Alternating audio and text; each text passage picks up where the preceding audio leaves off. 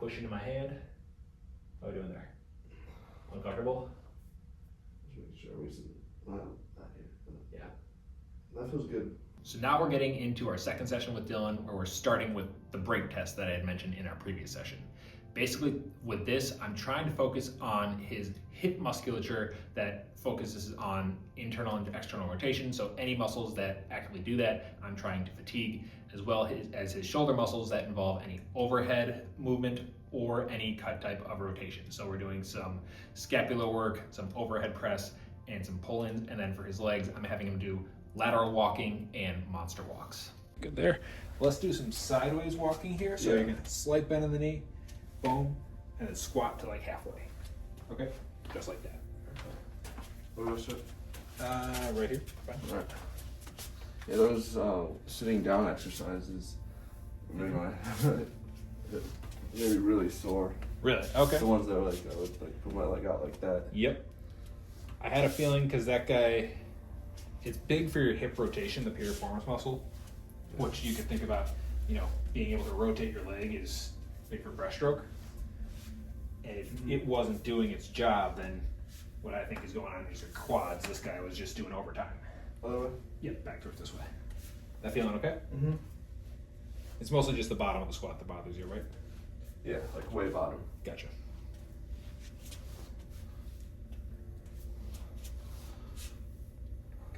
Like we do the stretch before practice every single day. It's like kind of sit on your ankles. It's like just to stretch. Get that. Oh yeah. Stretch that to like get your like ankles super mobile. Mm-hmm. And that's just been bothering me for a while. It bothers your ankle or bothers your knee? Knee. Knee. Okay. Gotcha. Let's do 2 more laps of that. We're gonna get you tired.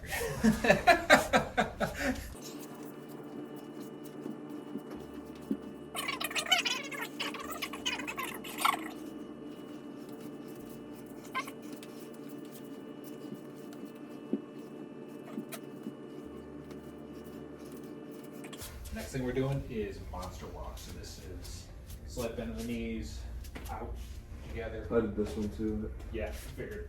So again, this is not going to be homework for you, at least right now, but more just getting you tired. So forward and backwards, though, okay? I don't have to squat, do I? No, you don't.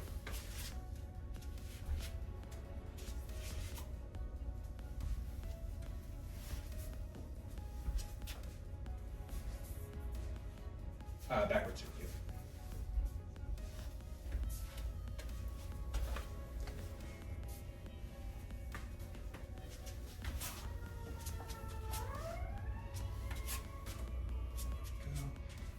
Let's do one.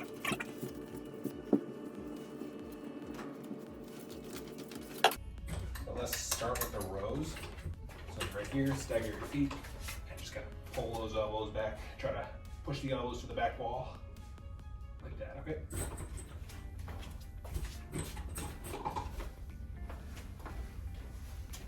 Probably not too much resistance, right? Mm-mm.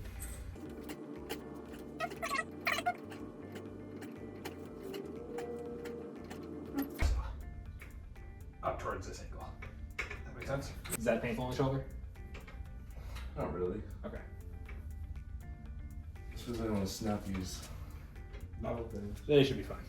When you're a little taller than me, but they're strong.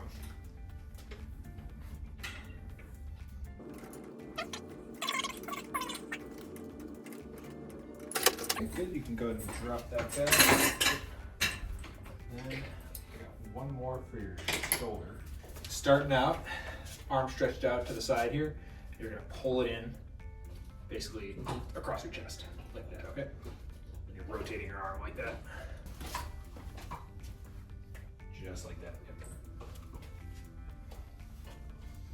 Feel okay? Mm-hmm.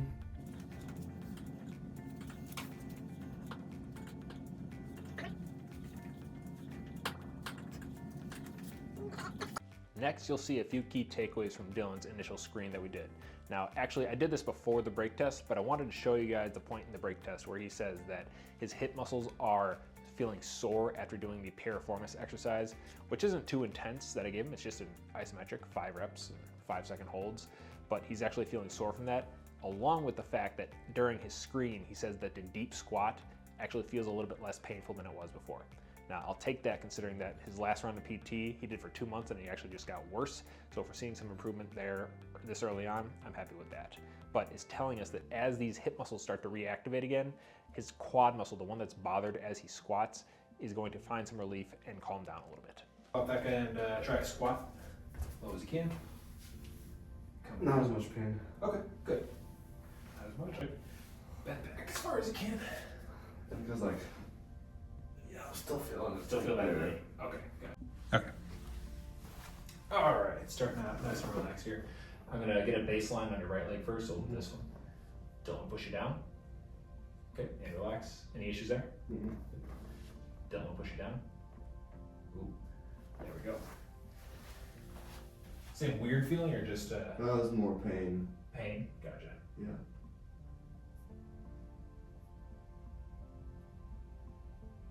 Like it's always kind of hurt to lock my left knee. Okay. Just like ever since you can remember? Or... Yeah. Interesting. Alright, so relaxed here. Same thing, don't push down. Okay. Yeah, still pretty weak. Same pain? Yeah. Gotcha. Don't push this one this way. Okay. That feel okay? That's sore. Sore. Okay. No pain.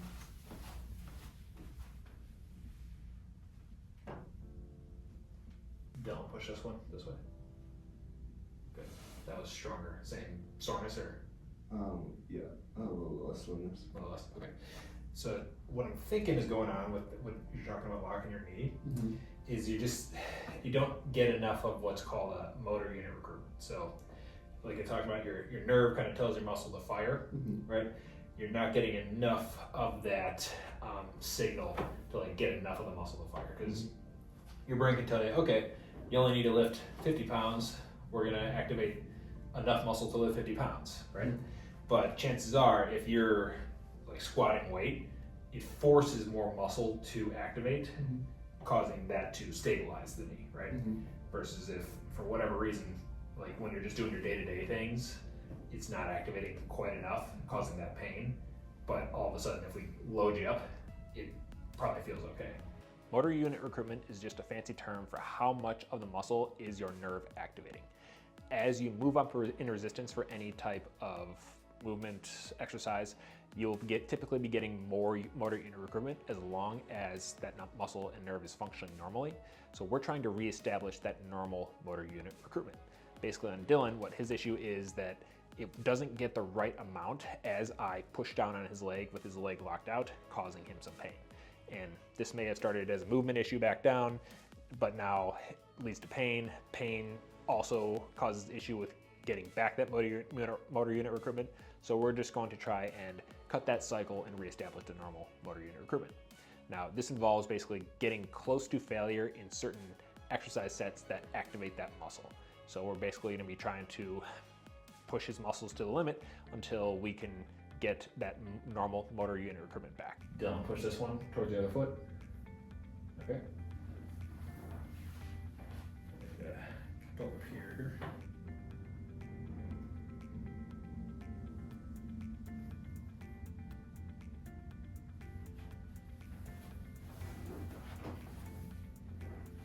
Dylan, push this one this way. Good. Same weird feeling? No, I wasn't feeling weird. It just felt weird when you turned it in. Okay. Just as a reminder from the first visit, the thing that I'm testing for when I'm putting his body parts in different positions and pushing on them is neuromuscular facilitation, and vice versa, neuromuscular inhibition. Basically, how well does that nerve provide a signal to the muscle to turn on when it's supposed to, or if at all. This will lead into what we were talking about previously with motor unit recruitment, the ability to activate more and more of the muscle as you increase resistance. But if you don't have this, it can lead to dysfunction, it can lead to pain, because your muscle just is not providing the right amount of force at the right time that you need it to. Gotcha. This guy here, don't bend your knee. Okay, that feel okay? Yeah.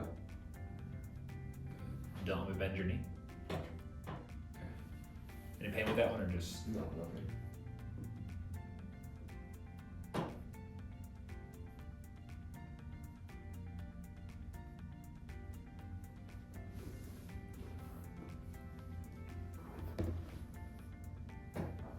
And then there, once I find a muscle that's inhibited, either because it's painful, it's weak and I can move it really easily, or it just doesn't activate on time, and I typically get one of those shaky results for the tests, then I'm going to poke at it, which does two main things neurologically. Basically, it actually irritates the nerve that is located on or next to that muscle to make it activate and provide the chemical signals to create that activation, as well as providing a signal to the brain, activating something called proprioception, which is basically the brain's ability to know where your body is in space. If you think about a gymnast being able to land on their feet when they do a backflip, this is proprioception. They know where everything in their body is because they're so well connected from their brain to their toes. Don't move, bend your knee. Good. Don't move, bend your knee. Good. Nice and relaxed here. Check your hamstrings. Don't let me straighten your knee. Good. That feel okay? Mm-hmm. Same thing, don't let me straighten it. Good. Is that okay? All right. Let's come back to this guy. Feel okay here? Mm-hmm. How about here? Tight. Tight. Gotcha. Don't let me push your foot in. Okay. Not too bad of a test though, so that's a good sign. All right. Bend this leg up. Turn your foot in again. This one, don't pull your foot to the ceiling. Good. That feel okay? Yeah. Don't pull your foot out. Okay. Same thing. Pretty solid. That feel okay? No. Go and flip onto your belly. Okay. Raise this leg up. Hold it. Good, and relax. Raise it up. Hold it. Good, and relax. Any pain with that? No. I'm gonna poke at the glute here.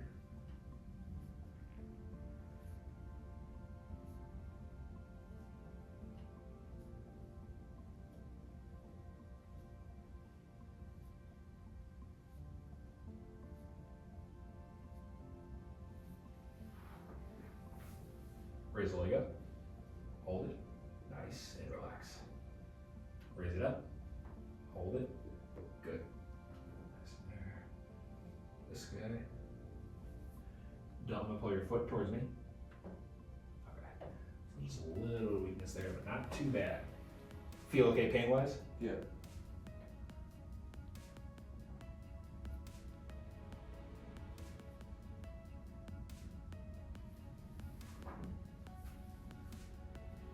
Don't pull your foot towards me.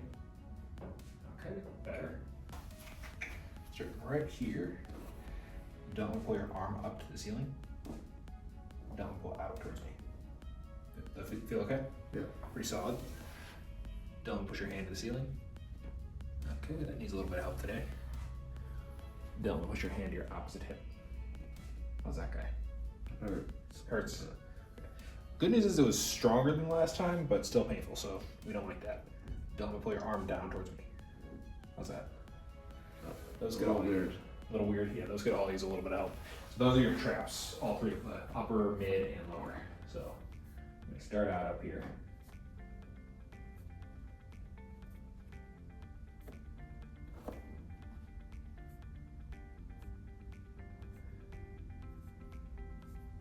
These are more so, in terms of your swimming, involving in pushing forward, recovery, which in breaststroke you don't really get much of a recovery for the arms because they're always underwater. Turn on to your right side.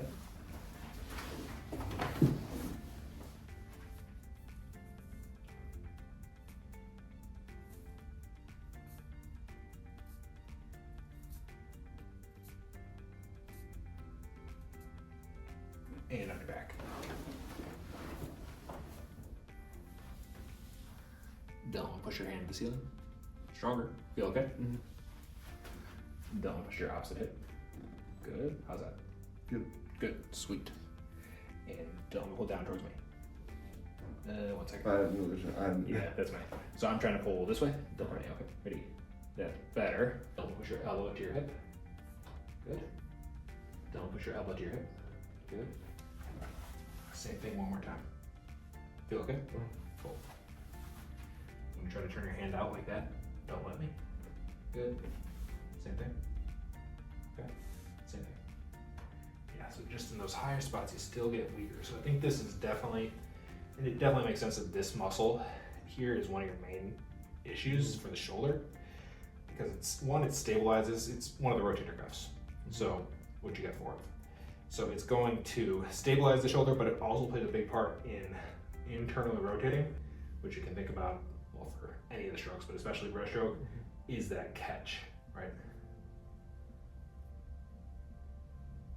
Which I forgot to test that at the beginning, so we'll just have to redo a little test at the end, but we won't know how good it was at the beginning. Don't we turn out? Good. Same thing? Better? One more time. Good. Feel okay? Mm-hmm. Don't pull your elbow up. Okay. A little bit there. Any issues? Pain? Go and turn to your right side. Okay.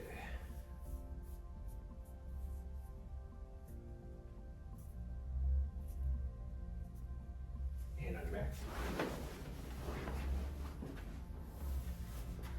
Don't pull your elbow up.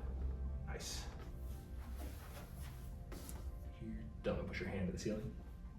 Okay. Just a little bit there.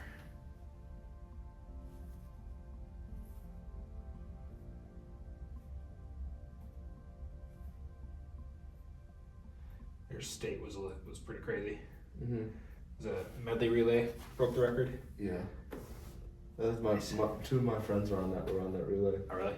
Let's do external rotation. Don't push your hand in. Good. The sophomores are breaking all the state records. What the hell? Sophomore go 46.5 in the 100 fly. What? And a sophomore go 46.5 in the 100 back. Jesus Christ. Not the same kid, right? No. Okay, turn on your right side. Oh, turn on your right side. Oh. No. Oh, good. You're good. Alright, now we get external rotators infraspinatus. So, couple of your rotator cuffs, which is always blamed to be the problem, but isn't always a problem. In your case, though, with the amount of rotating your arms you have to do, it makes sense.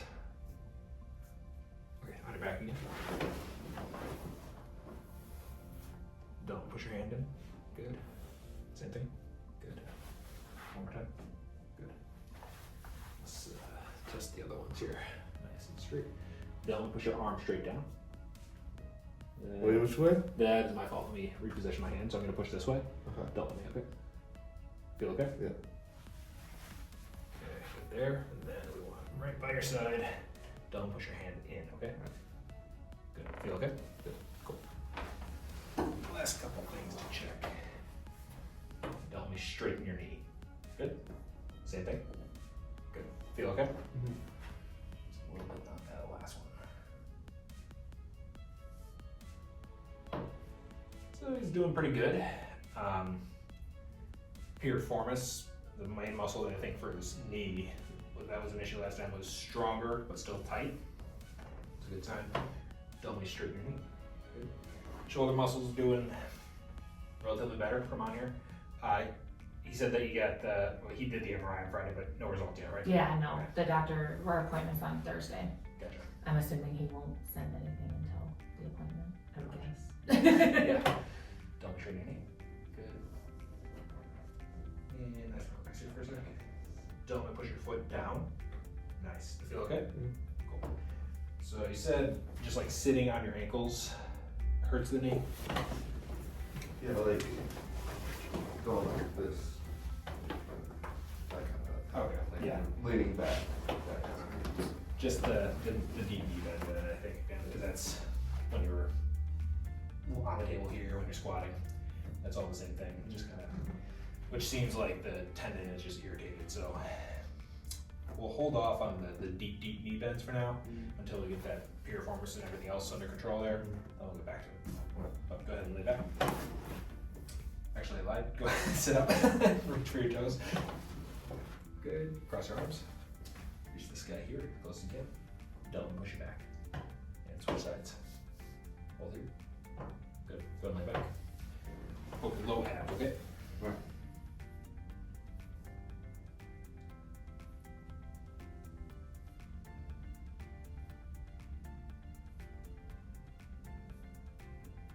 Good.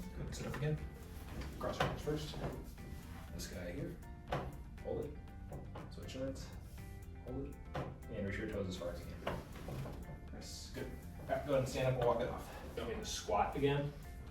The deep squat. Deep squat, yep. Just see how it feels. But good, coming up.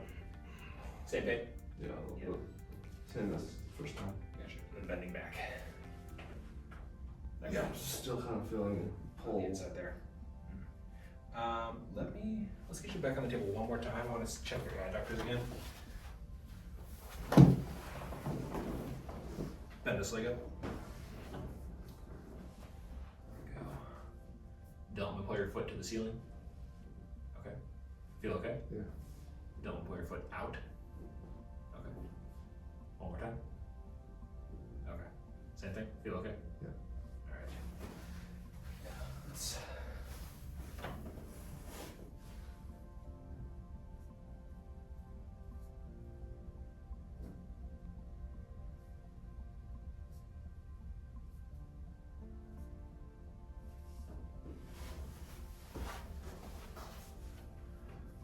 Don't pull your foot out.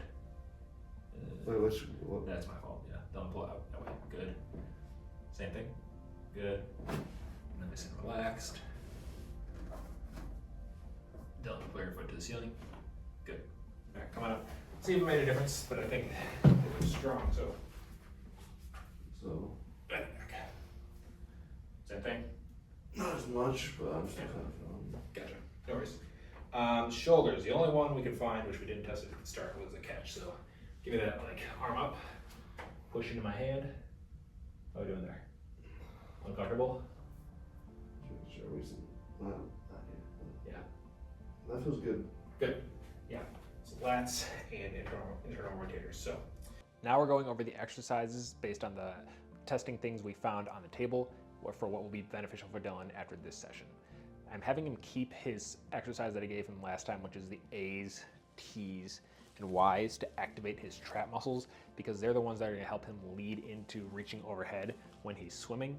I'm also giving him 2 different dynamic exercises, which are just exercises that are actually moving in, not the isometrics that I've been giving him for activation. That will improve his motor unit recruitment, which we've talked about previously in this video, basically trying to get more muscle activation and seeing how his body reacts to that. So, first dynamic exercise is something called crossover squat. Basically, you'll see it's just like a curtsy lunge. This is getting a bunch of co-contraction, so a bunch of different muscles in the legs working together at the same time is going to send a large signal to that area to just basically turn the muscle back on, which he needs in that area to decrease his pain. As for his shoulders, we need to work on overhead movement as well as the catch portion of the swim. The catch portion of the swim, he's keeping his internal rotation exercise, which you'll see basically just pushing his hand into the table and trying to activate that muscle under his armpit. This is huge for swimming as you pull down and try to stabilize your shoulder so that it feels comfortable.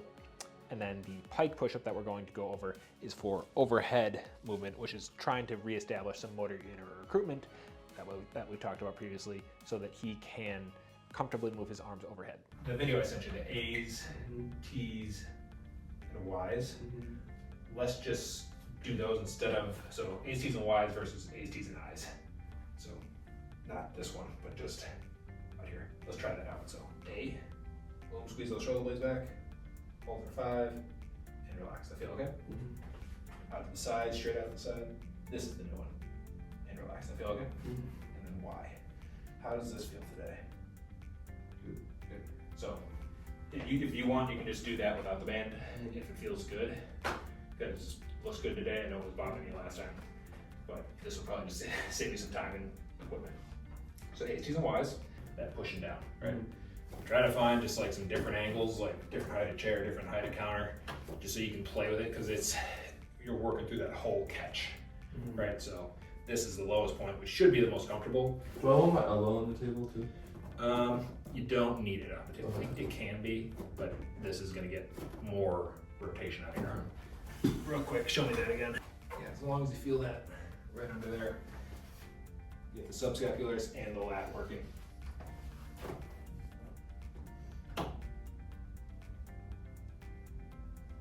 If this bothers you, let me know and we stop. We're going to do a crossover squat. So the reason I like this one is it's going to get a lot of these other muscles working around your leg and hopefully stabilize your knee better than just working the quad. So it's like a curtsy squat, so you're gonna cross over behind you, go down as low as you can tolerate. Shouldn't be as deep as the deep squat. Just catch your balance. Like this. Yep, feel okay? Yep. You can do both sides. So let's get through 5 of each of those, just to make sure it still feels okay.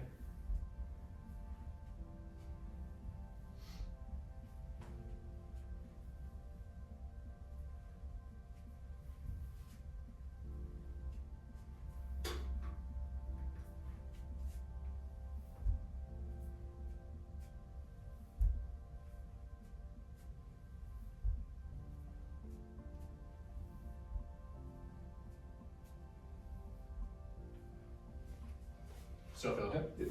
Okay, so one new exercise there, crossover squat. I'll send you that video. Okay. For the show, was that? How many of those? 5 to 10 of each. So 2 or 3 times a day. You're doing 3 times for the other stuff. You can do less of it. We're gonna get into like they used to call it a Hindu push-up position. I don't know if they still do. I don't think so. probably not. But it's kind of like a what is this? Like an up dog down. Yeah. So, but you're gonna try to basically do I think they call them pike push-ups now. pike push-ups. That makes sense. Yeah. So closer to this. So reason, and I know it looks ridiculous, but reason being, it's putting the arm in a closer to overhead position versus me just having to do a handstand push-up. Maybe down the line, but. There you go. We usually do this for our warm-up. Oh, really? Okay. That's a good one. I feel okay? Yeah. How many? 5 to 10 again. I will make a video of this and send it to you. I'm starting to get tired in my left one. Tired? Okay, perfect. Yep. Okay, come on up. So when you told me today that exercising the piriformis was making you sore, that's what I like to hear. That tells me it's getting used, right? And it just needs to catch up to everything else. Yeah, like the first couple reps of that one didn't hurt at all, and then Started feeling it? Yeah. Okay, yeah, so stick with like closer to the 5 reps versus the 10 reps and just build yourself up like, oh, okay, I still feel okay, work your way up until to build up that fatigue. Because the muscle is there, it's just that literally that signal, like the nerve tells the muscle to turn on and it will get back to the same level of everything else, okay? Because you're strong enough that you don't actually have issues where the muscles atrophy or any issues like that, but we just gotta get it caught up to everything else, which won't take as much time. Cool, so those two are the new ones. Keep, other than the A's, T's, and Y's, everything else is the same.